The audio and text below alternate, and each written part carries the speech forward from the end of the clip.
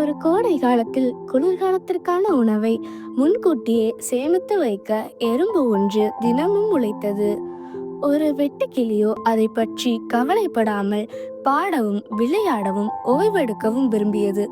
குளிர்காலம் வருவதற்கு முன்பு உணவு சேகரிக்க வேண்டுமென்று எறும்பு வெட்டுக்கிளிக்கு அறிவுரை கூறியது. ஆனால் வெட்டுக்கிளியோ, இப்போதே ஏன் வேலை செய்கிறீர்கள்?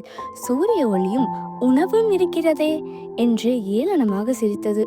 எறும்போ, குளிர்காலம் தொடங்க வெகு நாட்கள் இருந்தாலும் அறிவுள்ளவர்கள் அதை எதிர்கொள்ள தயாராக இருப்பார்கள் என்று சொன்னது. எதிர்காலத்தை நினைத்து எறும்பு கவலைப்படுவதாக வெட்டுக்கிளி சிரித்தது.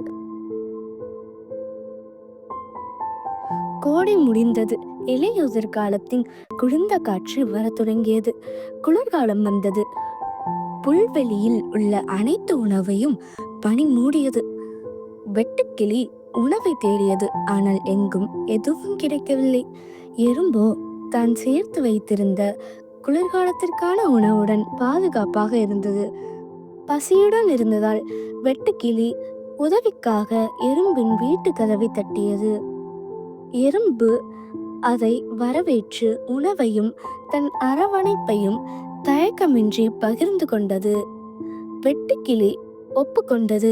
நீ சொன்னதை நான் கேட்டிருக்க வேண்டும். நீ சொன்னது சரிதான்.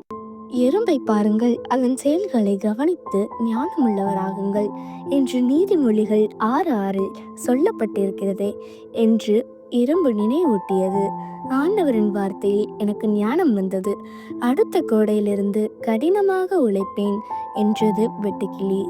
முன்கூட்டியே தயார் செய்து கொள்வது, விடாமுயற்சியுடன் வேலை செய்வது, மற்றவர்களை பராமரித்துக் கொள்வது என்று ஆண்டவரிடத்தில் ஞானத்தை கற்றுக்கொண்டது வெட்டுக்கிளி.